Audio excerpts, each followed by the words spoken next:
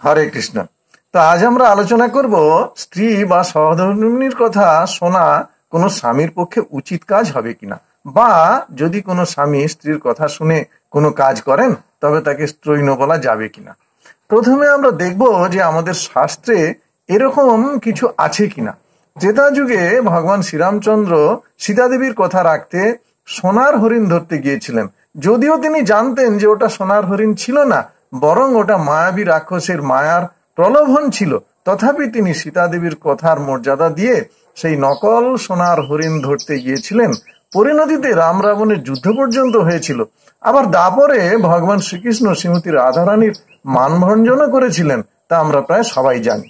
শ্রীকৃষ্ণ তার অন্যতম স্ত্রী দেবী সত্যভামার অনুরোধে তাকে স্বর্গের ইন্দ্রের নন্দনকানন থেকে পারিজাত ফুল বা পারিজাত গাছটিও তাকে এনে দিয়েছিলেন। এজন্য কৃষ্ণকে দেবরাজ ইন্দ্রের সঙ্গে যুদ্ধ পর্যন্ত করতে হয়েছিল।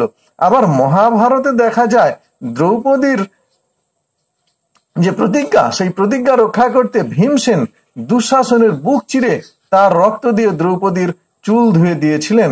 বাদশাহ হুসেন শাহ তার বেগমের কথা মতো তার পালক পিতা সুবুদ্ধি রায়কে কারোয়ার পানি খাইয়ে তার জাত নষ্ট করেছিলেন বলে কথিত আছে।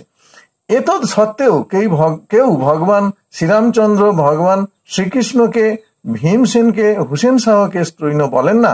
তাহলে কেন বলেন না? এর উত্তর পেতে গেলে আমাদের জানতে হবে স্ত্রৈণ কাকে বলে। যে পুরুষ তার স্ত্রীর একান্ত অনুগত বা স্ত্রীর বশীভূত, যিনি স্ত্রীকে ভয় করে চলেন বা সমীহ করেন, সেই সমস্ত পুরুষদের সাধারণত স্ত্রৈণ বলা হয়ে থাকে। এই বিচারে শ্রীরামচন্দ্র, শ্রীকৃষ্ণ, ভীমসেন, হুসেন শাহ কাউকেই স্ত্রৈণ বলা যাবে না। শ্রীরামচন্দ্র হলেন মর্যাদা পুরুষোত্তম ভগবান শ্রীরামচন্দ্র, শ্রীকৃষ্ণ হলেন স্বয়ং ভগবান শ্রীকৃষ্ণ, আর দ্বিতীয় পাণ্ডব ভীমের উপাধি হলো ভীমসেন, এবং হুসেন শাহ হচ্ছেন বাদশাহ হুসেন শাহ। হরে কৃষ্ণ।